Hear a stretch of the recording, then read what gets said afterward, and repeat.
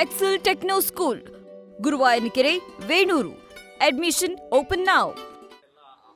ಇಡೀ ದೇಶದಲ್ಲಿ, ರಾಜ್ಯದಲ್ಲಿ, ವಿಶೇಷವಾಗಿ ಕರ್ನಾಟಕದಲ್ಲಿ, ಬೆಂಗಳೂರಿನಲ್ಲಿ, ಇವನ್ ಬೀದರ್ನಲ್ಲಿ ಎಲ್ಲಾ ಕಡೆ ಏನು ಹಾಹಾಕಾರ ಇದ್ದಿದೆ. ಅಡಿಗೆ ಅನಿಲ್ ಸಿಲಿಂಡರ್, ವಾಣಿಜ್ಯ ಸಿಲಿಂಡರ್ ಸಿಗ್ತಾ ಇಲ್ಲ, ಜನರಿಗೆ ಆಹಾರ ಸಹಿತ ಸಿಗ್ತಾ ಇಲ್ಲ, ಕಾಳಸಂತೆಯಲ್ಲಿ ಮಾರಾಟ ಮಾಡ್ತಾ ಇರ್ತಕ್ಕಂಥದ್ದು ನಾವು ನೋಡ್ತಾ ಇದ್ದೀವಿ. ಮತ್ತೆ ಪುನಃ ನಮಗೆ ಏನು ಕೊರೋನಾ ಸಮಯದಲ್ಲಿ ರೆಮ್ಡೆಸಿವಿರ್ ಇಂಜೆಕ್ಷನ್ ಕಾಳಸಂತೆಯಲ್ಲಿ 30,000 ರೂಪಾಯಿವರೆಗೆ ಮಾರಾಟ ಮಾಡಿದಂಥದ್ದು ಇದು ನಾವೆಲ್ಲ ನೆನಪಿಸಿಕೊಳ್ತಾ ಇದ್ದೀವಿ. ಇದು ಅದಕ್ಕಿಂತ ಹೆಚ್ಚಿನ ಒಂದು ಗಂಭೀರವಾದಂತಹ ಒಂದು ಪ್ರಕರಣವಾಗಿದೆ. ಹಾಗಾಗಿ ಇದರ ಬಗ್ಗೆ ಆಲೋಚನೆ ಮಾಡಲಿಕ್ಕೆ ವಿಫಲವಾಗಿದೆ.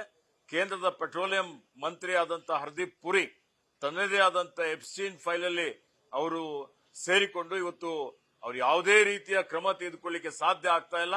ತತ್ಕ್ಷಣವೇ ಅವರು ರಾಜೀನಾಮೆ ಕೊಡಬೇಕು. ಕೇಂದ್ರ ಸರ್ಕಾರ ಈ ಏನ್ ಸಮಸ್ಯೆ ಇದೆ ಇದನ್ನು ತತ್ಕ್ಷಣವೇ ಬಗೆಹರಿಸಬೇಕು.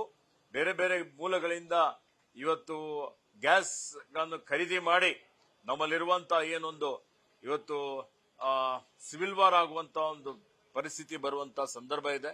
ಹೀಗಾಗಿ ಆ ರೀತಿಯಲ್ಲಿ ಆಗದೆ, ಕಾಳಸಂತೆಯಲ್ಲಿ ಮಾರಾಟ ಆಗದೆ ಜನರ ಸಮಸ್ಯೆ ಬಗೆಹರಿಸಬೇಕು ಅಂತ ಹೇಳಿ ಒತ್ತಾಯ ಮಾಡ್ತೇನೆ. ಈ ವಿಚಾರಕ್ಕೆ ಕೇಂದ್ರ ಸರ್ಕಾರದ ವಿರುದ್ಧ ಕಾಂಗ್ರೆಸ್ ಕಾರ್ಯಕರ್ತರು ಹೋರಾಟ ಮಾಡಿದ್ರು. ಬಟ್ ಬಿಜೆಪಿ ರಾಜ್ಯಾಧ್ಯಕ್ಷರು ಹೋರಾಟ ಮಾಡ್ತಿರುವಂತಹ ಕಾಂಗ್ರೆಸ್ ಕಾರ್ಯಕರ್ತರು ಮೂರ್ಖರು, ಯುದ್ಧ ನಡೀತಾ ಇರುವಂತಹ ಕಾರಣಕ್ಕಾಗಿ ಇದು ಕೊರತೆ ಆಗಿದೆ ನೋಡಿ. ಬಿಜೆಪಿ ಆತ್ಮಾವಲೋಕನ ಮಾಡಿಕೊಳ್ಳಲಿ.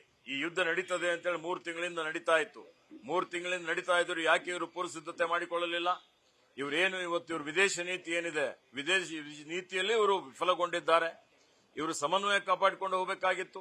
ಯಾರ ಪರ ಯಾರ ವಿರೋಧನೂ ಇರದ ರೀತಿಯಲ್ಲಿ ಎಲ್ಲರ ಜೊತೆಯಲ್ಲಿ ಸಂಪರ್ಕ ಚೆನ್ನಾಗಿ ಇಟ್ಕೊಂಡು ಬಿಡ್ತಿದ್ರೆ ಈ ಸಮಸ್ಯೆ ಆಗ್ತಾ ಇರಲಿಲ್ಲ.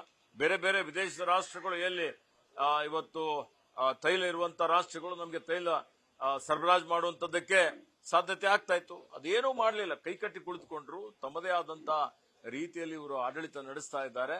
ಹೀಗಾಗಿ ಇಂಥ ಒಂದು ಗಂಭೀರವಾದಂತಹ ಒಂದು ಸಮಸ್ಯೆ ಇಡೀ ದೇಶದ ಎದುರುಗಡೆ ಇದೆ. ನಿನ್ನೆ ನಡೆದಂತಹ ಸಿಎಲ್ಪಿ ಸಭೆಯಲ್ಲಿ ಸರ್ ಡಿಸಿ ಮತ್ತು ಎಸ್ಪಿಗಳ ವರ್ಗಾವಣೆಯಲ್ಲಿ ನಮ್ಮನ್ನ ಅಭಿಪ್ರಾಯ ಪಡೆದಿರುತ್ತಾರೆ ಅಂತ ನೋಡಿ.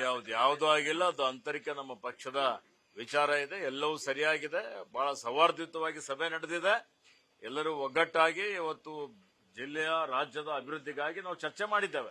ಬಂಗಾರಪೇಟೆ ಶಾಸಕರು, ಶೃಂಗೇರಿ ಶಾಸಕರು ಇಬ್ಬರು ಕೈ ಯಾವುದೂ ಕೈ ಮಿಲಾಯಿಸುವಂತದ್ದಾಗಿಲ್ಲ. ಒಬ್ಬರೊಬ್ಬರು ಸಲಹೆ ತೆಗೆದುಕೊಂಡಿದ್ದಾರೆ. ಉತ್ತಮವಾದಂತಹ ಸಲಹೆಗಳನ್ನು ಇಬ್ಬರು ಕೊಟ್ಟಿದ್ದಾರೆ. ನ್ಯೂಸ್ ಫಸ್ಟ್, ನಿರ್ಭೀತಿಯಿಂದ ನಿಮ್ಮ ಪರವಾಗಿ.